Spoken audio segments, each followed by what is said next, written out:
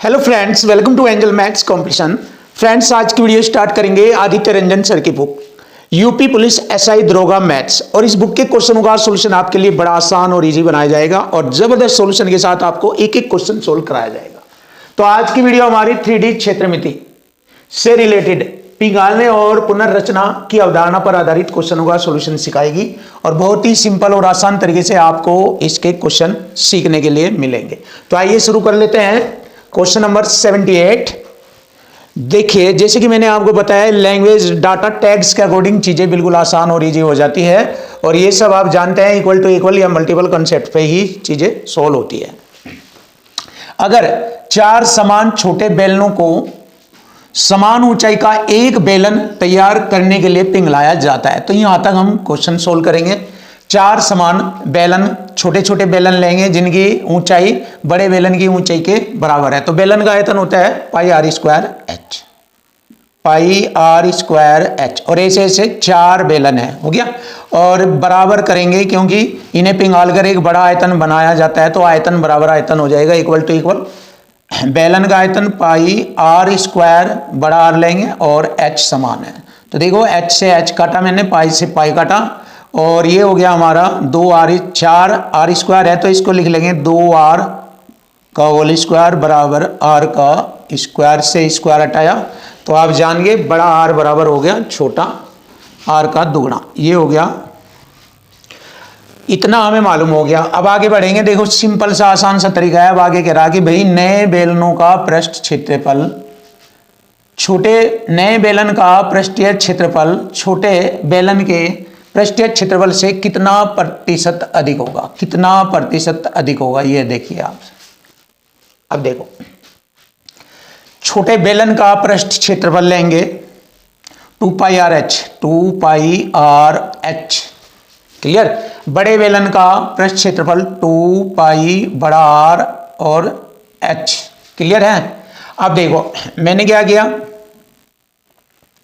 Are मैंने पाई से पाई काटा, एच से एच काटा, मैंने लिखा 2r बराबर 2r, इधर हो गया 2, r का मान कितना होगा भाई 2r, इस r का मान बड़े r का मान हो गया 2r, r से r काटा तो 2 से ये 2 दूनी 4, दुगना हो गया। देखिए दुगना जितना है अगर उतना ही हो बढ़ जाए तो इसका मतलब 100% होता है, तो 100% की वृद्धि होगी, यानी 100% अधिक होगा इसका वक्र पृष्ठ। देखिए जितना है उतना ही बढ़ जाए, 2 है 2 और बढ़ गया तो ये यानी कि 100%। अब आप इसको ऐसे भी समझ सकते हैं, 2 पर 2 बढ़ा 100 से गुणा परसेंट का चिन्ह, आप समझ लीजिए 2 से 2 घटा 100% आ गया। या डायरेक्ट लिख दीजिए जितना होता है अगर उतना ही बढ़ता है तो वहाँ 100% कहलाता है, 100%। तो ये आ गया हमारी क्वेश्चन का answer, option B is right. देखिए फिनिश, बिल्कुल आसान है, ईजी है। अब आप यहाँ पर भी आइए, क्वेश्चन नंबर 79 देखिए, आसान और इजी बनेगा और इक्वल टू इक्वल फॉर्मेट में बनेगा। इक्वल टू इक्वल जैसे कि मैंने आपको बताया यही चलते हैं हर जगह। 6 सेंटीमीटर व्यास वाले धातु की एक गोलाकार गेंद को पिघाल कर 3 गोलाकार गेंदों में फिर से डाला जाता है, तो इस नई गेंदों में से 2 का व्यास तो दिया 3 और 4, तीसरी का व्यास पूछा है।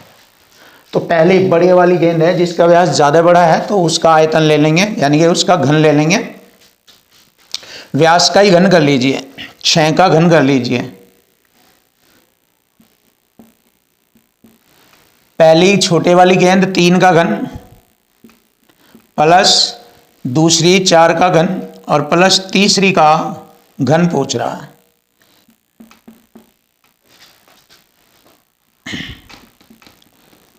तीसरी डायमीटर ही ले लीजिए, इसका घन, डायमीटर यानी व्यास का घन कर दिया मैंने, क्लियर। डायमीटर व्यास का घन कर दिया, 3 होगा, बड़े का व्यास का घन, इसका घन और इसका घन और तीसरे का डायमीटर यानी व्यास का घन पूछा है। तो अब आप देखिए ये हो गया 6 का घन 216, भाई 216 हो गया, और 3 का घन 27, 4 का घन 64 प्लस डी का घन। तो मैंने अगर इन्हें जोड़कर इसमें से घटाया तो मुझे मालूम हो गया 216 में से अगर मैं घटा दूँ 7 4 11 हासिल 1 7 दोनों 91 में घटा दूँ तो ये आ जाएगा 125 बराबर डी का घन, 125 5 का घन बराबर डी का घन, इससे ये घटा तो 5 आ गया। छोटी गेंद यानी तीसरी गेंद का व्यास आ गया 5, तो 5 हमारे क्वेश्चन का आंसर बनता है। देखिए सिंपल है, आसान है और इक्वल टू इक्वल फॉर्मेट में आपके सामने आ चुका ये रहा। तो आपको ऐसे इस तरीके से ये वाले सवाल करने होंगे, सिंपल हो गए।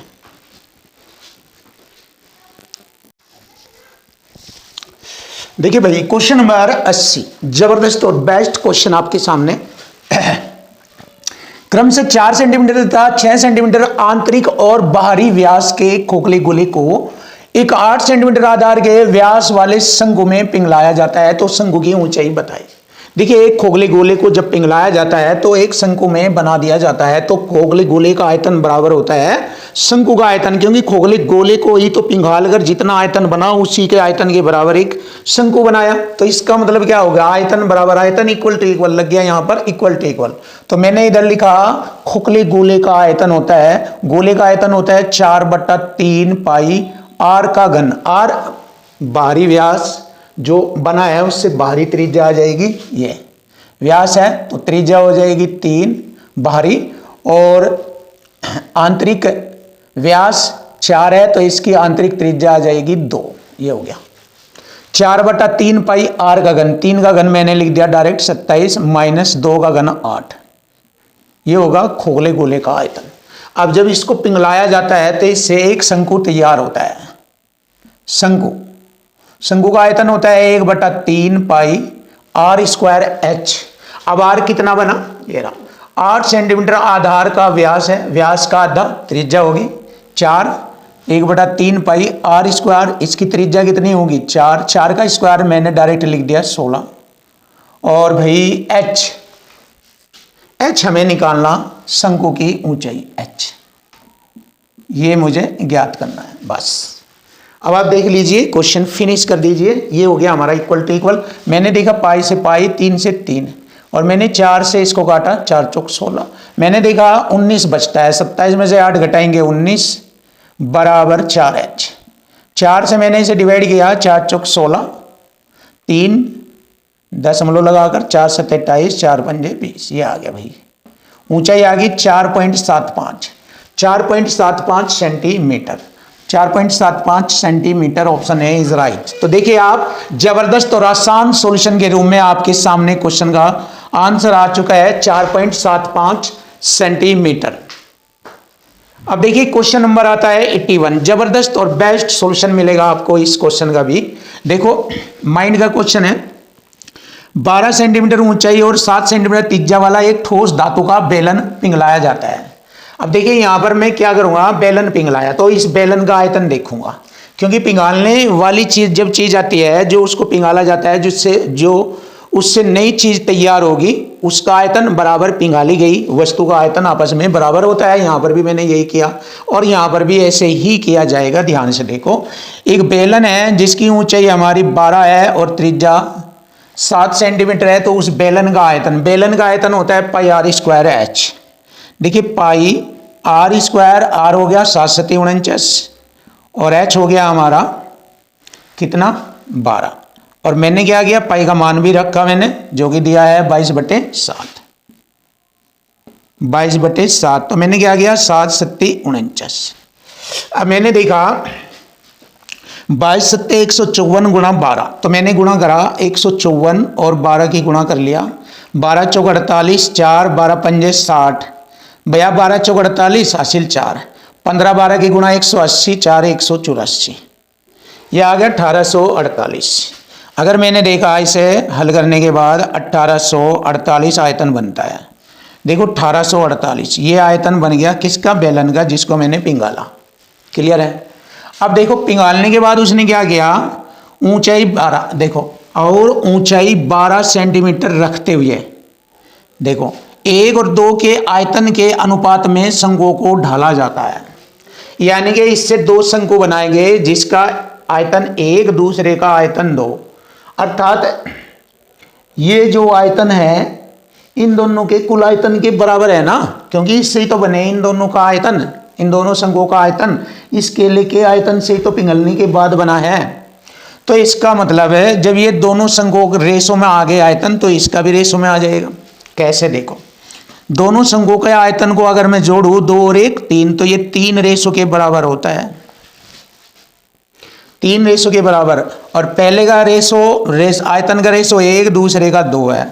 तो इसका मतलब क्या हुआ, ध्यान से देखो, अगर मैं 3 से इसको डिवाइड करता हूं, 1 रेशो की वैल्यू का पता लग जाएगा।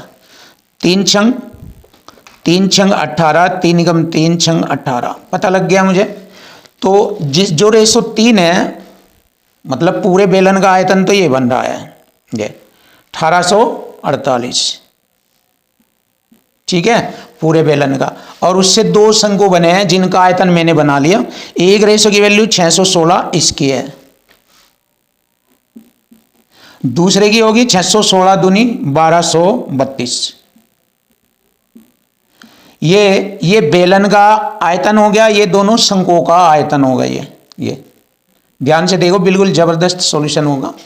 ये बेलन का आयतन है, दोनों शंकुओं का आयतन। बेलन की त्रिज्या आपको पता ही है 7 है, तो अब मुझे इनकी त्रिज्या और निकालनी है। जैसे ही, क्योंकि इनकी ऊंचाई तो तीनों की समान है, यानी इन दोनों की समान है ऊंचाई रखते हुए, और ऊंचाई 12 सेंटीमीटर रखते हुए इन दोनों शंकुओं की ऊंचाई 12 है। तो मुझे इनकी त्रिज्या निकालनी है। बस त्रिज्या निकलते ही हमें सब कुछ मालूम हो जाएगा। अब देखो, जिसका आयतन 616 होगा तो उसकी त्रिज्या 7 होगी। त्रिज्या 7 होगी, आप चेक कर सकते हैं आयतन। देखो 616, शंकु का आयतन 1/3, पाई का मान 22/7, आर स्क्वायर और एच हो गया 12, 3 चौक 12, ठीक है। 4 एकम 4 पंजे 20, 4 चौक 16, 22 सत्ते 154, 7 का स्क्वायर इधर आर स्क्वायर, यानी कि मुझे पता लग लिया इसकी त्रिज्या 7 है। तो इसकी त्रिज्या हो गई 7, इसकी त्रिज्या भी 7 है। ये बेलन है, देखो ध्यान से, ये बेलन है और ये दोनों शंकु है। इसकी त्रिज्या, इसकी 7 है त्रिज्या, ये बड़ा आर ले लीजिए जिससे पहचान में रहे, ये आर। अब इसकी त्रिज्या और निकालनी, इसकी त्रिज्या आ जाएगी 7√2 आ जाएगी इसकी त्रिज्या। इक्वल टू इक्वल रख के 1/3 पाई आर स्क्वायर रखेंगे तो 7√2 आएगी, जैसे मैंने यहाँ पर किया ऐसे। बस अब क्वेश्चन खत्म हो जाएगा, अब कुछ भी नहीं है। देखो ध्यान से देखो, अब उसने कहा भाई पहले और बाद में समतल पृष्ठीय क्षेत्रफल में कितना प्रतिशत का परिवर्तन हुआ। देखो पहले जो बेलन का समतल पृष्ठीय क्षेत्रफल, बेलन ये था हमारा बना हुआ, और ये इसका समतल पृष्ठीय क्षेत्रफल होता है ये वाला, ये तो ये 2 है ना, ये समतल पृष्ठीय क्षेत्रफल होता है पाई आर स्क्वायर। एक ये 2 पाई आर स्क्वायर हो जाएगा, बड़ा आर बनाएंगे इसे। तो समतल पृष्ठीय क्षेत्रफल इसका बनाएंगे, समतल पृष्ठीय क्षेत्रफल 2 पाई आर स्क्वायर, ठीक है भाई, R square 2 pi R square, पहले लिख देता हूं मैं ये, तभी तो समझ में आएगा। और इसका समतल पृष्ठीय क्षेत्रफल शंकु का तो ये होता है ऐसे, ये होता है। तो ये हो गया पाई आर स्क्वायर, अभी बताया मैंने, पाई आर स्क्वायर। और इसका भी यही होगा पाई आर स्क्वायर, इसको 1 कह दो, इसको कह दो पाई आर 2 स्क्वायर। क्लियर? इन दोनों का एक साथ रहेगा जोड़कर, और इस अकेले का समतल पृष्ठीय क्षेत्रफल रहेगा अलग। तो इससे ये जो बढ़ा, कितना % बढ़ा ये पूछा। अब देखो मैंने क्या किया, आर का मान भरूंगा मैं यहाँ पर, पाई से तो पाई हटा दूंगा मैं। देखो इन दोनों को एक साथ जोड़ लूंगा मैं, क्योंकि इससे तो ये दोनों बने हैं। तो पाई से पाई हटाया मैंने। अब मैं आर का मान क्या रखूंगा, 7 का वर्ग 49 दूनी 98 बन गया भाई मेरा ये। 7 का वर्ग 49 दूनी 98। क्लियर? अब ये देखूंगा 7 का वर्ग 49 प्लस ये होगा 7 का वर्ग 49 और √2 का वर्ग 2, 49 दूनी 98 हो जाएगा ये पूरा। क्लियर? अब देखो ये दोनों एक साथ जुड़ेंगे, एक साथ 98, और ये कितना हो जाएगा जुड़ गया, 9 और 8 17, हासिल 1 10 4 14, 147 हो गया। अब देखो इसको हम कटिंग करते हैं, 49 दूनी 98, 49 3 होगा 147। तो 2 से 3 हो गया भाई, जितना है उससे आधा और बढ़ा, तो 50% हो गया। आप डायरेक्ट लिख सकते हैं। 2 है, 2 का आधा 1 और बढ़ा, तो आधा यानी कि 50%, ये आ गया 50%। तो देखिए समतल पृष्ठीय क्षेत्रफल में कितना प्रतिशत परिवर्तन हुआ, 50% की वृद्धि हो गई। अब आप कहेंगे सर थोड़ा सा और बताइए कैसे होता है, ये तो भाई 2/2/3 हो गया, तो इसे लिखेंगे 150%। 100 के अकॉर्डिंग देख लो भाई 50% की वृद्धि होगी। एक तरीका तो ये बताया, एक ये बता दिया, एक और सीख लो कैसे, एक और देख लो 50 कैसे बताया जा। 2/3, 2 से 3 हो गया तो 2/1 बढ़ गया, 1/2 कितना हो गया भाई 50% होता है 1/2। एक और तरीका देख लो भाई, 2/1 बढ़ा, परसेंट में निकालना है, 100 से गुणा भाई परसेंट का चिन्ह, तो 2 से इसे काटा 50, 50 कम 50, 50% की वृद्धि। देखिए भाई बहुत सारे तरीके हैं, अगर आप चाहे बहुत सारे तरीके हैं, बस माइंड को यूज करना सीख लीजिए, यही मैं आपसे बार बार कहता हूँ। अब मैं तुम्हें महारत हासिल कर लोगे अगर माइंड का यूज करते हैं। तो देखिए स्टैंडर्ड और हाई लेवल का क्वेश्चन मैंने आपके लिए बिल्कुल आसान और ईजी बना दिया, ये रहा।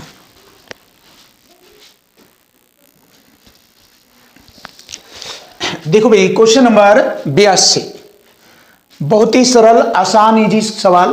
देखिए एक खोखले अर्धगोलाकार कटोरे का आंतरिक और बाहरी व्यास 6 और 10 सेंटीमीटर है। देखिए आंतरिक त्रिज्या तो 3 हो जाएगी और बाहरी त्रिज्या 5 हो जाएगी। यदि इसे पिघालकर 14 सेंटीमीटर व्यास वाला एक ठोस बेलन बनाया जाता है तो उस बेलन की ऊंचाई बताएं। तो देखिए अर्धगोले का जो खोखला है, खोखला अर्धगोले का आयतन बराबर हो गया उस बेलन के आयतन के बराबर, जिसको हमने अर्धगोले को पिघालकर जो बेलन बनाया उसका आयतन, यानी कि दोनों का आयतन आपस में बराबर होगा। तो मैंने इधर लिखा अर्धगोला जो खोखला अर्धगोला है उसका आयतन, अर्धगोले का होता है 2/3 पाई आर का घन, बड़ा आर यह है 5 का घन 125 माइनस 3 का घन 27, ये हो गया हमारा खोखला अर्धगोले का आयतन। बाहरी और भीतरी त्रिज्याओं को लेकर मैंने ये आयतन बनाया, और यह आयतन हो गया ठोस बेलन के आयतन के बराबर। जब मैंने इसको पिघाला तो इसका आयतन बराबर हो गया बेलन के आयतन के बराबर जो इससे बना। अब बेलन का आयतन होता है pi R square H, are हो गया हमारा यहाँ 7 होगा क्योंकि व्यास 14 है, तो 7 का वर्ग 49 लिख सकता हूं और गुणा एच, ये बस। अब देखिए पाई से मैंने पाई को काटा तो ये हो गया 2/3 गुणा 15 में 7 गए 8 और 11 में से 2 गए 9 बराबर 49 एच। तो मैंने देखा है 49 से कट जाएगा, ये 49 दूनी 98, 2 दूनी 4/3, तो एच बराबर हो गया भाई 4/3, या इसको डिवाइड करेंगे 3 एकम 3 1.33 सेंटीमीटर। लीजिए आंसर आ गया भाई 1.33 सेंटीमीटर। यह आ गई उस बेलन की ऊंचाई जिसका मान होगा 1.33 centimetre. Option C is right answer. Finish. आइए जानेंगे, देखो इक्वल टू इक्वल बन रहा है, जो कि मैंने आपसे प्रॉमिस किया है कि इक्वल टू इक्वल या मल्टीपल पर ही चलते रहेंगे सभी क्वेश्चन। आइए जानेंगे क्वेश्चन नंबर 83। एक ठोस धात्विक अर्धगोला का संपूर्ण पृष्ठ क्षेत्रफल दिया है। संपूर्ण पृष्ठ 3 पाई आर स्क्वायर होता है अर्धगोले का संपूर्ण पृष्ठ, यहां दिया है 462। देखिए हो गया ना इक्वल टू इक्वल, संपूर्ण पृष्ठ इधर संपूर्ण पृष्ठ मैंने लिख दिया, ये एक साइड में संख्या में आ गया, दूसरी साइड में रेशो में। अब मैं क्या करूंगा, इसको कटिंग करता हूं। 3 पाई का मान 22/7 आर स्क्वायर बराबर होगा 462। 22 से घटेगा 22 दूनी 44, 22 एकम 22, 3 सतह 21, 7 का स्क्वायर यानी कि आर बराबर 7।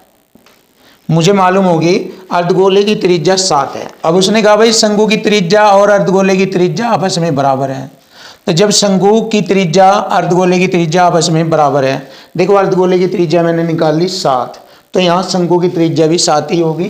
तो यहाँ पर शंकु की ऊंचाई पूछा है। अब देखो जब मैंने इसे अर्धगोले को पिघाला तो इससे एक शंकु बनाया, तो अर्धगोले का आयतन बराबर शंकु का आयतन, तो अर्धगोले का आयतन इक्वल टू इक्वल हो जाएगा। अर्धगोले का आयतन 2/3 पाई आर का घन 7 का घन हो गया ऐसा। यहां पर हमने शंकु का आयतन 1/3 पाई आर स्क्वायर एच, आर भी इसका 7 ही है, 7 का स्क्वायर और एच। देखो मैंने क्या किया, पाई से पाई काटा, 3 से 3 काटा, 7 का स्क्वायर से 7 का स्क्वायर काट दिया, एक 7 रह गया, और 7 दूनी 14 बराबर एच, तो एच का मान आ गया भाई 14। लीजिए आंसर आ गया भाई 14 सेंटीमीटर।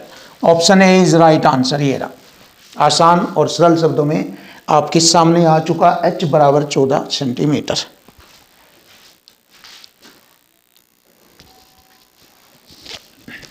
Question number 84।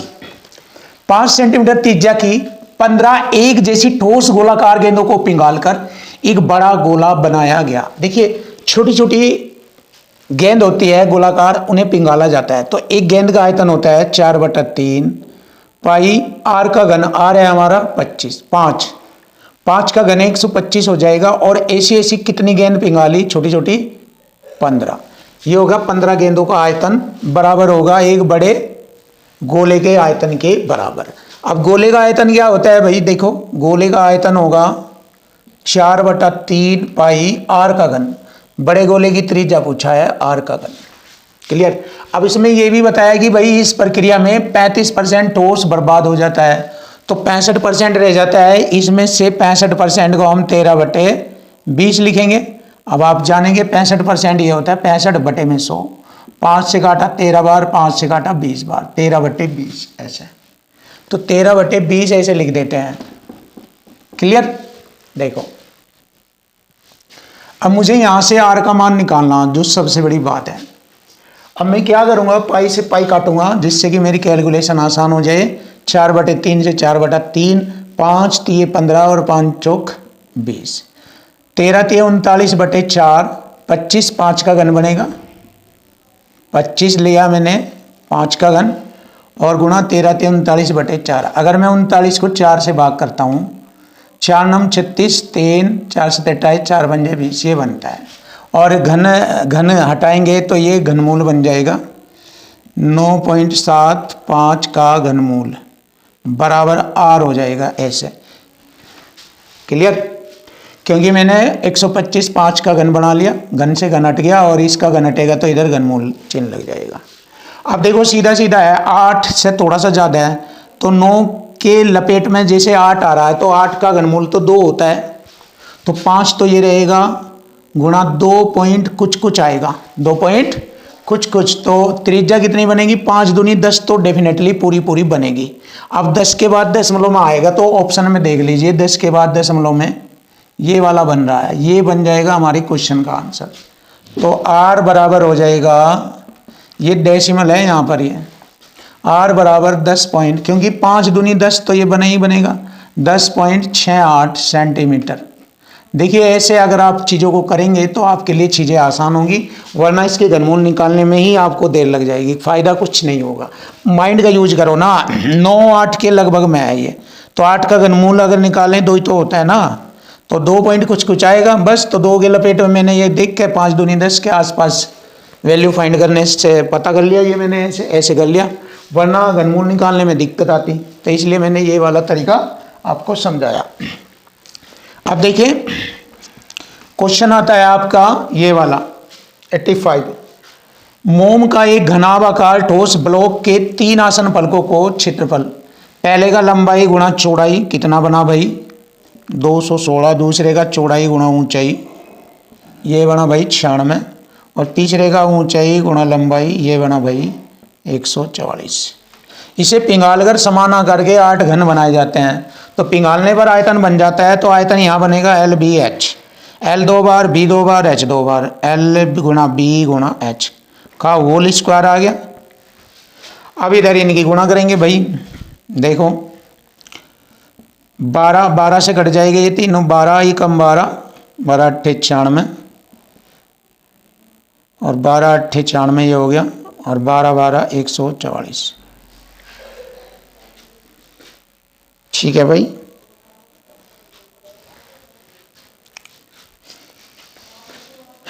या 16 9 144 कर लो, कोई दिक्कत नहीं है, कुछ भी कर लो, ये तो यहाँ आ जाएगा। अब देखो अगर मैं स्क्वायर हटा दूँ इस पे तो ये आ जाएगा इधर 12 गुणा 9 दूनी 18 कर दिया मैंने, और 8 ये ले लिया मैंने गुणा 12, और 16 या 16 क्या है 144 ही ले लो पूरा बस। अब देखो यहाँ पर हमारा ये निकल आएगा 12 बाहर आ जाएगा, इससे 144 का 12 बाहर आ जाएगा और 9 दूनी 18 144, इससे भी 12 बाहर आ जाएगा। तो ये आएगा, आयतन होगा 12 का घन, लंबाई चौड़ाई ऊंचाई बराबर 12 का घन होगा 1728, 12 का घन होता है। क्लियर। और इसे पिघालकर समान आकार के 8 घन बनाए जाते हैं। घन, तो इसका आयतन होगा भुजयघात 3, ये होगा एक घन का आयतन भुजयघात 3, ऐसे ऐसे 8 बनाए गए।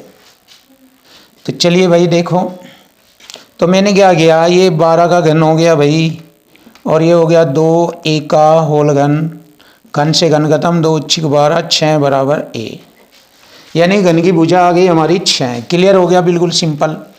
ऐसे 3 घनों का पार्श्व पृष्ठ क्षेत्रफल बताओ, 3 का, और पार्श्व पृष्ठ क्षेत्रफल 4 भुजा का स्क्वायर होता है। देखो 3 का बताना, 3 गुणा 4 गुणा भुजा मेरी आ गई 6 का वर्ग 36, 36 भाई, 3 चौक 12 6 72, 7 12 3 36, 7 43, ये आ गया 432। बस भाई ये आ गया। तो option B is right answer, ये रहा। जबरदस्त सॉल्यूशन भाई आपके सामने, ऑप्शन बी इज राइट।